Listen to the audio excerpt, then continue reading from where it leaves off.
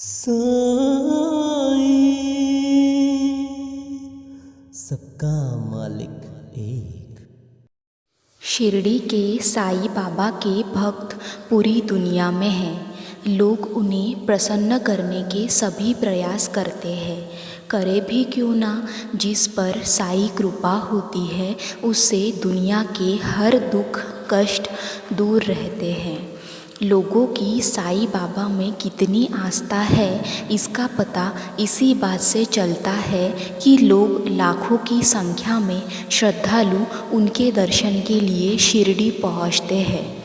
पर अगर आप शिरडी नहीं जा पा रहे हैं तो चिंता करने की आवश्यकता नहीं है। घर बैठे भी कुछ मंत्रों का जाप करके साईं कृपा हासिल कर सकते हैं।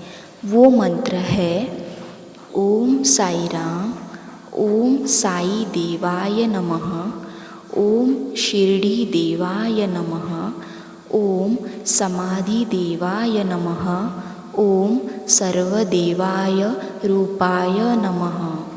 साईं बाबा की खासियत यही है कि वे जात पात को नहीं मानते थे। उनका कहना था सबका मालिक एक है। कहा जाता है कि साईं अपने भक्तों के दुख में खुद ही चले आते हैं और उनकी सारी तकलीफ़ों को दूर कर देते हैं। लेकिन आप जानते हैं कि शिरडी के साईं मंदिर में जो साईं बाबा की प्रतिमा है उसमें एक रहस्य जुड़ा हुआ है।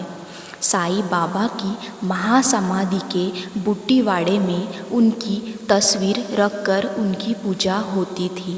इससे पहले साल 1954 तक इसी तरह साईं की पूजा होती थी। लेकिन एक दिन मुंबई के बंदरगाह पर इटली से मार्बल आया। उसे किसने भेजा और क्यों भेजा इस बात का आज तक पता नहीं चला। इटली से आए इस मार्बल को साईं संस्थान ने बाबा की मूर्ति बनाने के लिए ले लिए। साईं बाबा की प्रतिमा बनाने की जिम्मेदारी का काम वसंत तालीम नाम के मूर्तिकार को सौंपा गया। लेकिन मूर्तिकार जब बाबा की मूर्ति बनाने बैठा तो उसने साईं बाबा से प्रार्थना की, आप जैसे दिखते थे मैं उसी तरह से आपकी प्रतिमा बना सकूं। कहते हैं कि इसके बाद साईं बाबा ने खुद उसे दर्शन दिए और उसके बाद बाबा की यह मनमोहक मूर्ति बनी। इस मूर्ति के दर्शन के लिए आज भी करोड़ों की संख्या में भक्त शिरडी दर्शन करने आते हैं और बाबा की मूर्ति मानो ऐसा प्रतीत होता है कि वो स्वयं हमें ही देख रहे हैं। बाबा की वह तस्वीर उनके समाधि स्थान पर लगी हुई है। हम जो मूर्ति की पूजा करते हैं शिरडी में बाबा की वह मूर्ति विजयदशमी के शुभ दिन पर स्थापित की गई थी।